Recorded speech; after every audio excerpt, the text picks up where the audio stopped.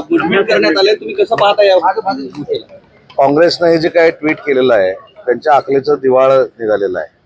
माननीय सुनेत्रा वहिनी अजितदादांच्या पश्चात अतिशय सक्षमपणानं उपमुख्यमंत्री म्हणून आणि महाराष्ट्राच्या पहिल्या उपमुख्यमंत्री म्हणून काम करत आहेत.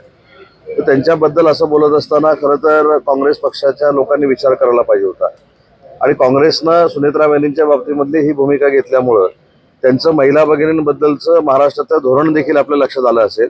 ते पुन्हा एकदा पुढच्या निवडणुकांमध्ये आमच्या महिला भगिनींनी त्यांना जे काही जागा दाखवायची दाखवतील. न्यायालयामध्ये सध्या सुनावणी सुरू आहे चिन्ह आणि पक्षाबाबत. उद्धव ठाकरेंनी दावा केला की धनुष्यबाण त्यांनाच मिळणार आहे.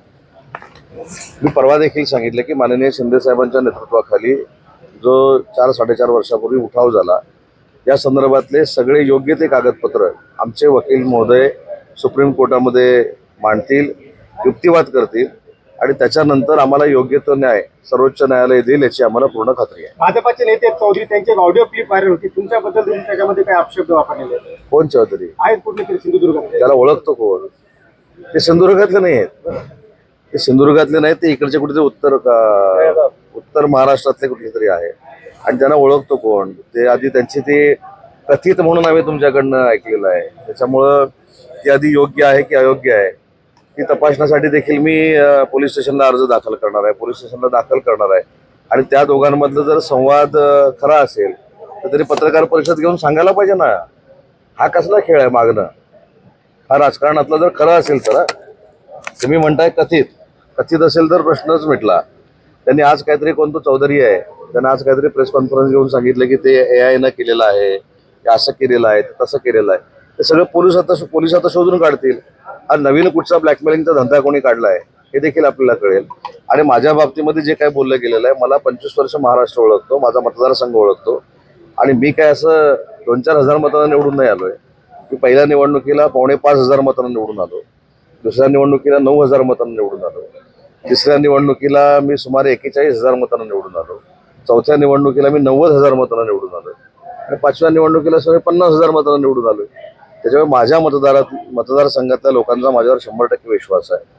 महाराष्ट्रातल्या जनतेला उदय सामंत काय ते माहिती आहे. त्याच्यामुळे या दोघांच्या जर खरी असेल या दोघांच्या सर्टिफिकेटची मला आवश्यकता नाही. परंतु ही जी ऑडिओ क्लिप आहे ती खरी आहे की खोटी आहे याचा पोलिसांनी तपास केला पाहिजे. आणि ती जर खरी निघाली तर आमच्यासारख्यांची हे बदनामी करतायत म्हणून त्यांच्यावर FIR दाखल झाली पाहिजे. पंकजा मुंडे यांच्या राजकारणातून एक्झिट संदर्भात त्यांनी भाष्य केलं होतं. त्यानंतर वडेट्टीवारांनी असं म्हटलं की तुम्ही महाराष्ट्राच्या पहिल्या महिला मुख्यमंत्री व्हा. पंकजाताईंचं मी काय वक्तव्य बघितलेलं नाही, परंतु आपण जे विचारताय त्याच्यावरनं पंकजाताई अतिशय सक्षमपणानं भारतीय जनता पार्टीच्या नेत्या म्हणून काम करतायत, एक महिला भगिनी म्हणून काम करतायत. मुंडे साहेबांच्या पश्चात अतिशय चांगलं काम त्यांच्या सामाजिक स्तरावर देखील आहे, समाजामध्ये देखील आणि महाराष्ट्रामध्ये देखील आहे.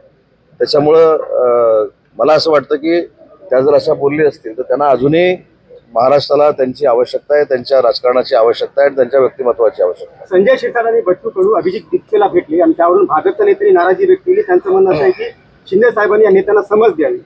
या बाबतीमध्ये मला असं वाटतं की 4-5 दिवसापूर्वी हा सगळा विषय घडलेला होता.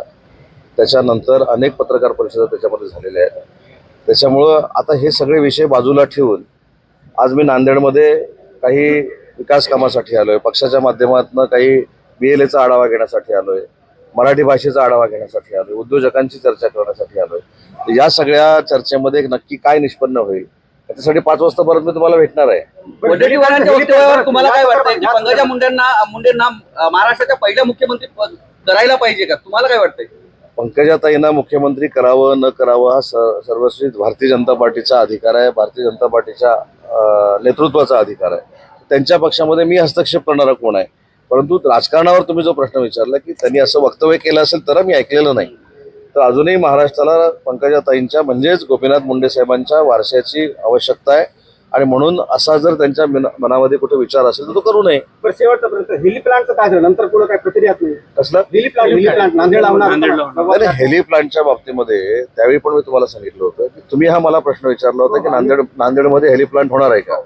त्यावेळी पण मी असं सांगितलं होतं की मी त्याची तुम्हाला पूर्ण माहिती घेतो आणि त्याच्यानंतर तुम्हाला मी सांगतो. माहिती घेतली त्यावेळी त्याच कंपनीनं फक्त आमच्याकडे इन्क्वायरी केलेली होती आणि इन्क्वायरी करून ती जागा शोधत होती. त्याच्यामध्ये नांदेड असं होतं. तर भविष्यामध्ये तो इथे येणार असेल तर त्याला जे काही लागेल त्या इंडस्ट्रियलिस्टला लागेल ती देण्याची भूमिका उद्योग विभाग म्हणून आमची आहे. निश्चित आहे का पण नांदेडला तुम्हाला आणि म्हणून मी मागच्या वेळी पण माझं उत्तर काढून बघा. अधिवेशन पण झालं साहेब, अधिवेशनात पण हा प्रश्न आला नाही. माझ्या प्रश्नात तुमच्या प्रश्नाचं उत्तर त्यावेळीचं पण तुम्ही काढून बघा की असा प्रोजेक्ट इथं नांदेडमध्ये येतो हे तुम्ही सांगितल्यानंतर मला कळलं असं मी त्यावेळी वक्तव्य केलं होतं. आणि त्यावेळी मी तुम्हाला असं सांगितलं होतं, बरोबर ना? पूर्ण खात्री घेऊन सांगतो. थँक्यू.